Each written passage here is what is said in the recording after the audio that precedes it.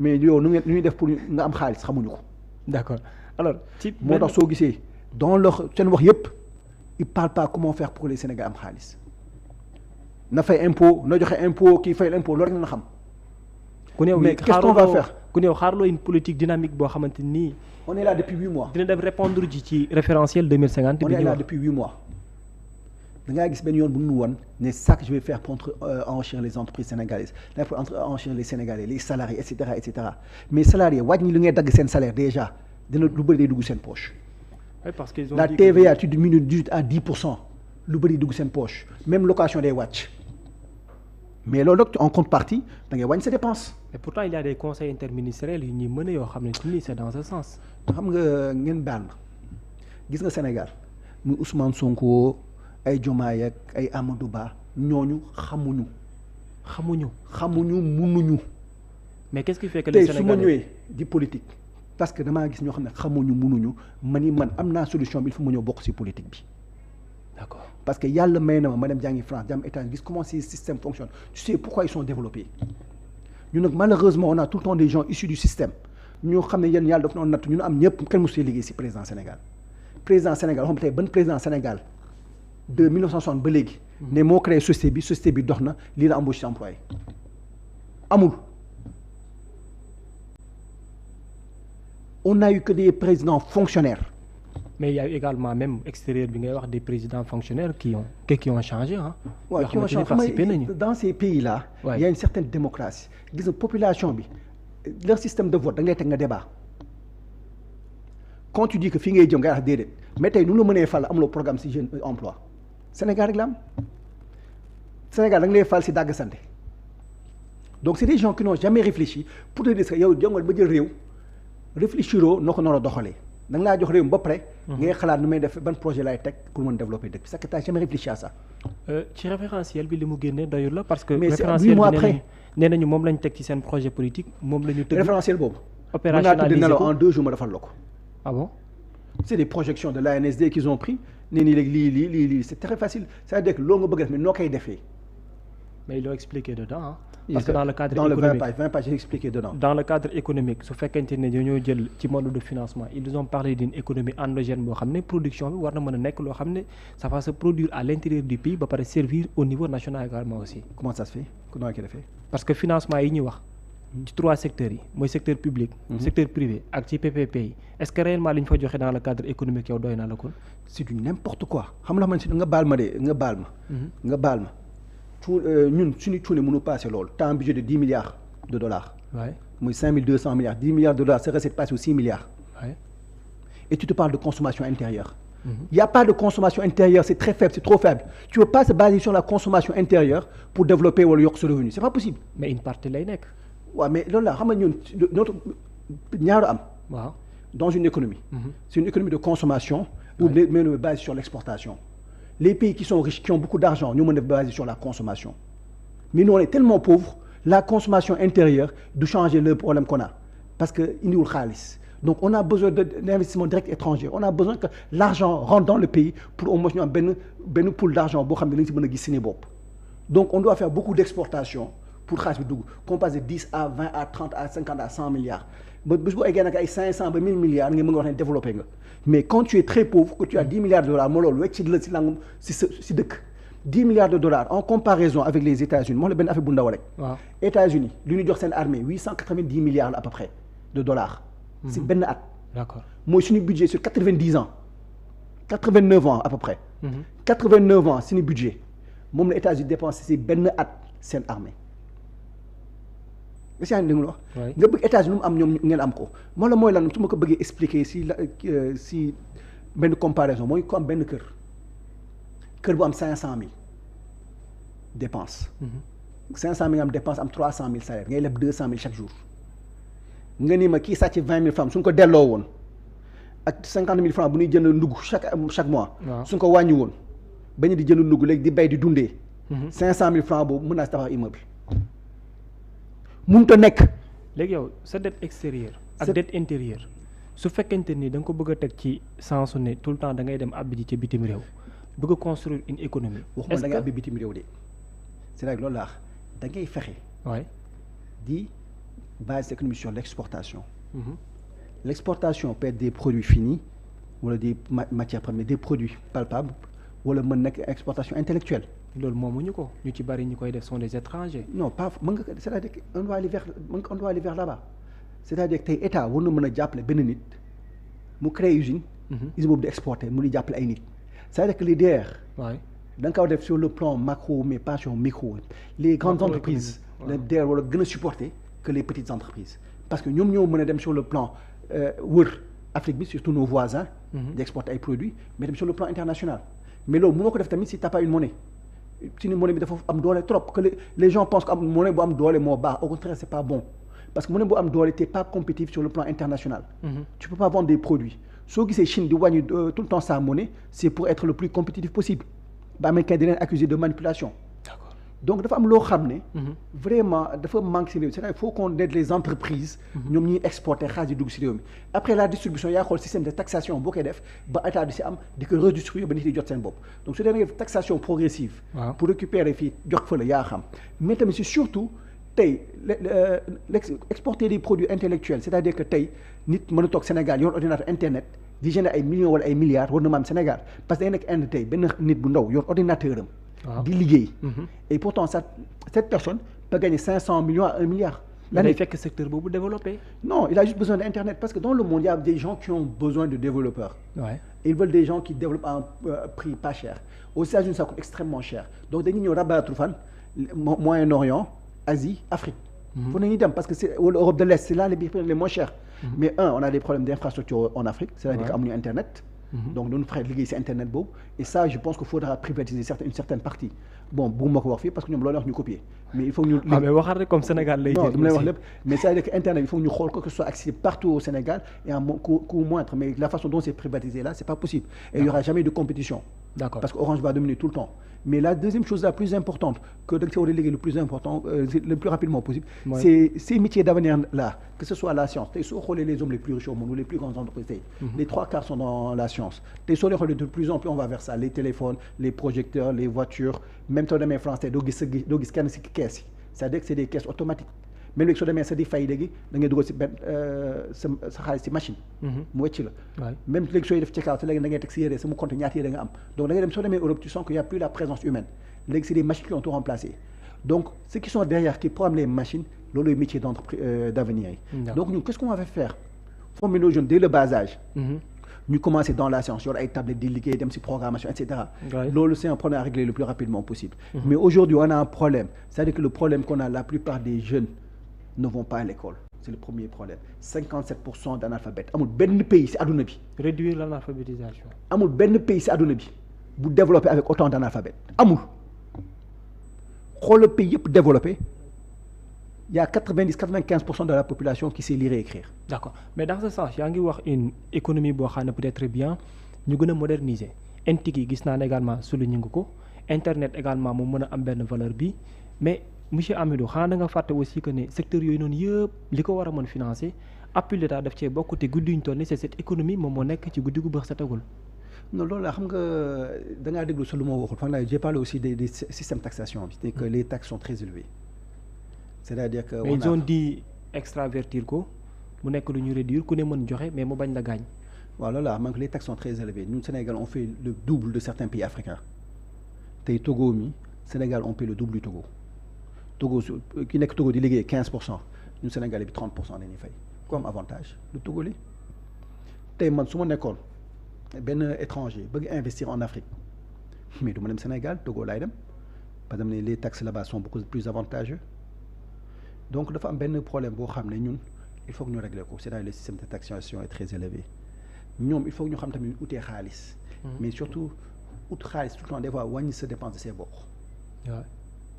parce que su dee dafa bëri ay yàq sa dépense ay cortège 30 40 50 voitures des voitures de centaines de millions tout le temps ngay changer.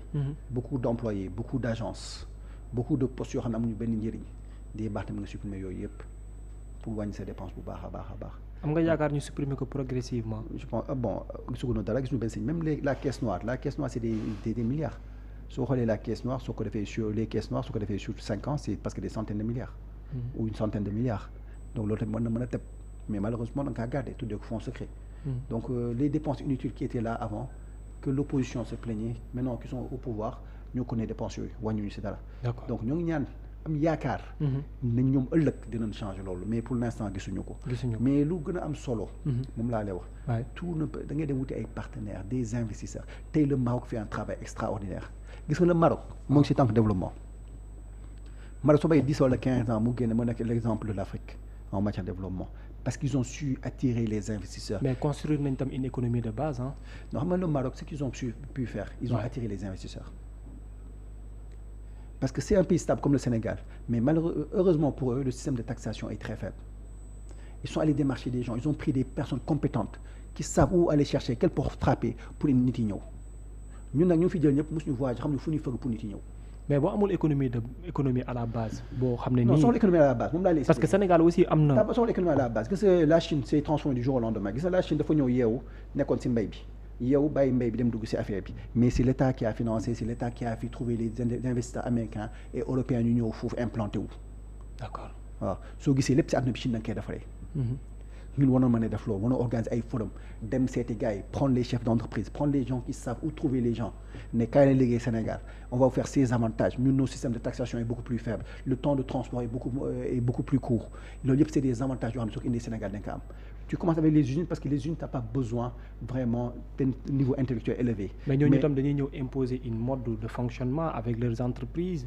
mais loolu dara nekk si parce que le mode de fonctionnement mais je suis d'accord qu'on impose un mode de fonctionnement parce que ñu Sénégal dañuy caaxaan liggéeyuñu ñun on fait 40 heures mais 40 mais dans ce sens ñun kañ la ñu am indépendance non xam nga il y a une façon mais du ko imposer parce que ñoom lu ñu soxla xaalis ñu soxla rendement xam nga dans ces pays là ils veulent que les gens dama Sénégalais bu dem France wala bu dem États-Unis liggéey dans une entreprise structurée su ñëwee fii Sénégal dañu ne fii les gens ne travaillent pas parce que dañu ba formaté les ba da nga xam ne mooy liggéey quand tu viens à 8 heures tu bouges pas de cette table de 18 heures téléphone su sonné doo ko jël parce que da nga laa tem ba ne sooy liggéey doo caaxaan téléphone soo doo ko jël fii Sénégal yaa ngi téléphone maa ngi dem ci café maa ngi toxi cigarette maa ngi def lii les 40 heures les gens ne travaillent même pas 25 heures par semaine États-Unis tu as à peu près 10-12 jours ñu si ëpp 10-12 jours nañ am de nu ñu koy tuddee de congé te am ñoo xam ne du ñu ko jël fii Sénégal on est à 30 jours les vacances moom kenn waxatu ko d'accord donc fii Sénégal on te paye 13 mois alors que tu travailles même pas 10 mois parce que caaxaan boobu noonu tam mais ñi dem extérieur xam na ne ñoom amuñu caaxaan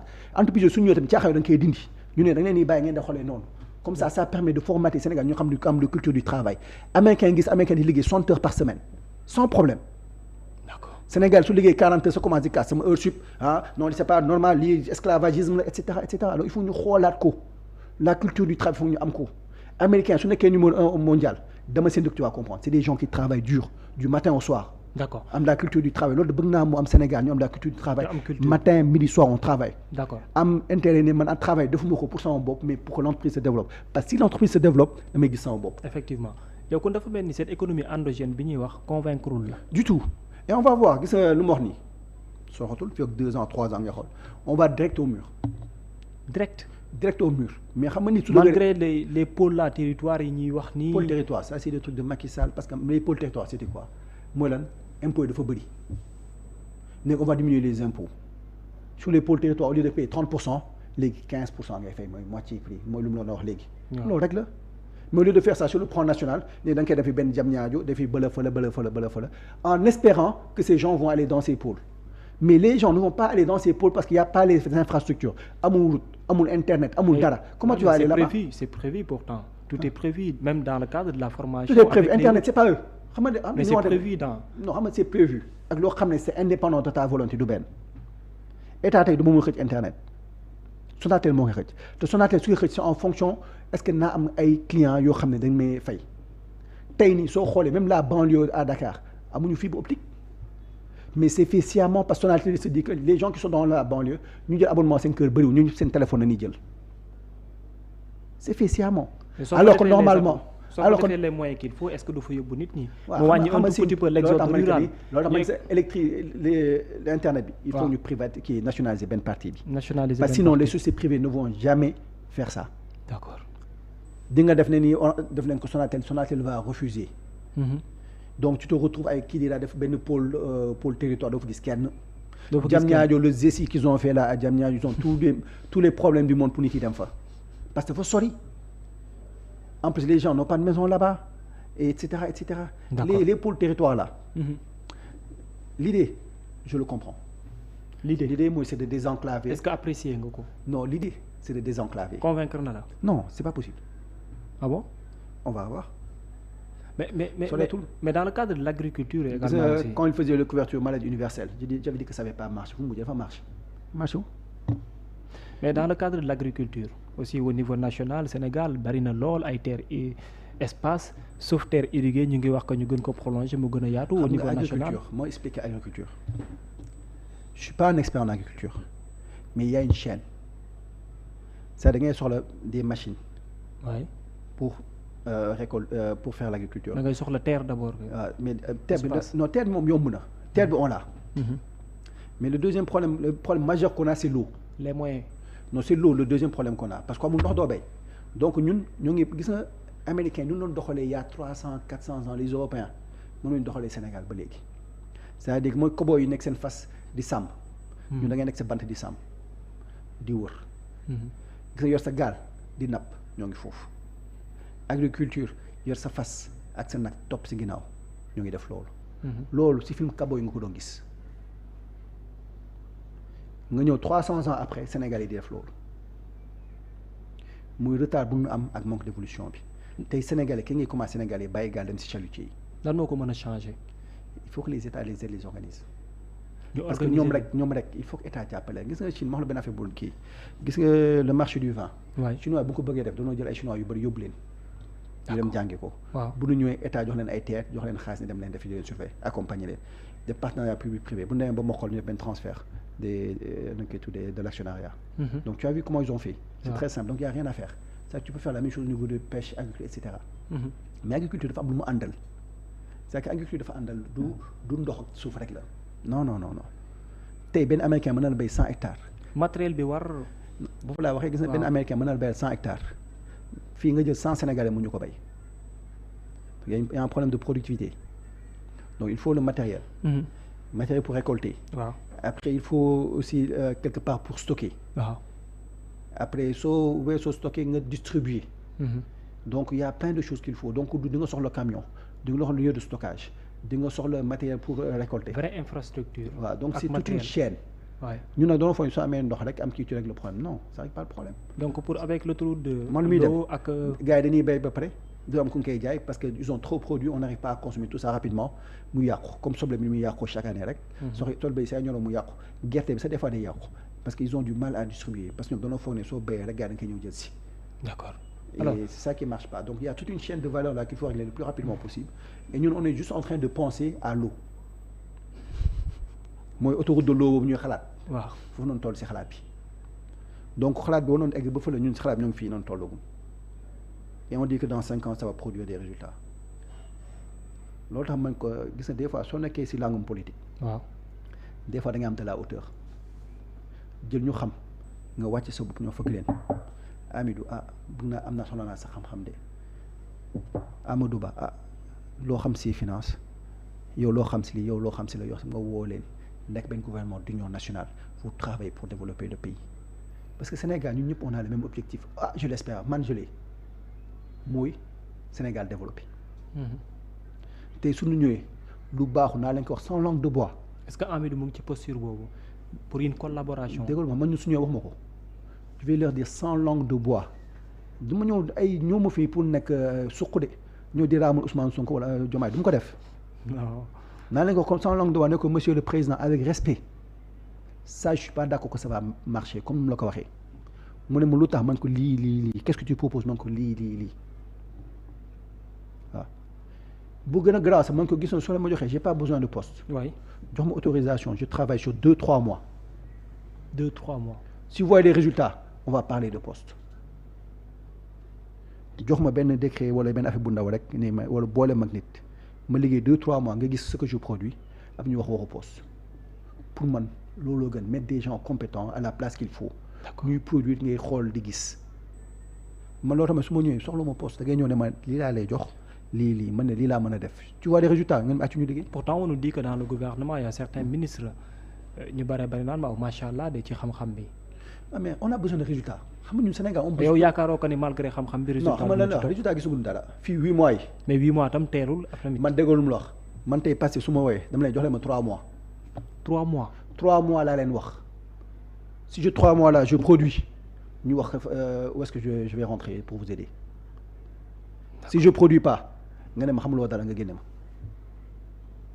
ku xam lu muy def loolu la yow def. alors dans le cadre de l'emploi secteur boobu noonu tamit gis naa ne yitteel na la trop aujourd'hui lan nga ciy joxe comme ay yoon yoo xamante ni jàpp nga ne tey jii bu ñu ci jaaree au moins am na lu mu mën a indi. ci situation actuelle bi dëgg.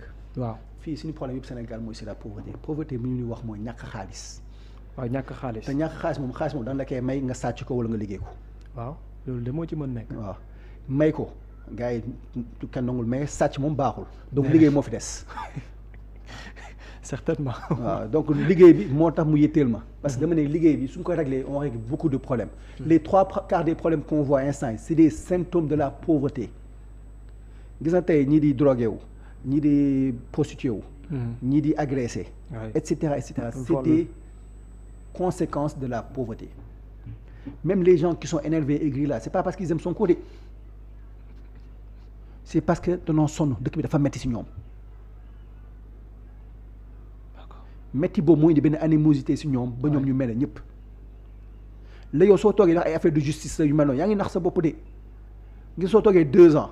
ñu fekkee Macky Sall di ko sonal di ko manquer de respect noonu la leen def yow tamit yaa mujjee di génn force de l'ordre di dóor Sénégal ba di leen rey mais moo ñëw di yoot c'est pas parce que da nga am ñaari élection nga foog ne tu es à l'abri kenn faa du la laal les gens vont venir si tu règles pas le problème d'ici 2 ans ñoo ngi lay xaar de gars yi da nga laa jox lépp yor seen yet ne gis bu soo defee ba génnoo benn boolu ceeb wala benn boolu moo mel ne tey nga dugal si benn waañ jox la ndugg bi yëpp ne am ndugg baa ngi nii gars yi toog na une semaine lekkuñu soo génnee si waañ bi te indoo ceeb bu jë wala ceeb yaa da ngay dóor ba nga dee ñoo ne ceeb bi dafa xëm wala ki fi ñoon moo gaz bi dafa jeex tey ñu dóor la ba nga dee donc amul lay c'est-à-dire que ñoom suñu génnee si waañ bi lu ñuy togg suñ ko toggee ba pare na xeeñ déjà lu neex te lu muy xeeñ neexagul mais suñ ko tegee na nekk repas boo xam ne soo ko lekkee gaa ne ni kon ne macha allah yéexoon jël kii comme cuisinier mais soo fi génnee benn plat bu vide na ay non lii baaxul ak non finalement ndugg bi dafa des gaa ne dóor ba nga dee foofu na lay fekk d'accord donc ñoom ils ont 2 ans à produire quelque chose ils ont intérêt à produire d'accord et pour produire nag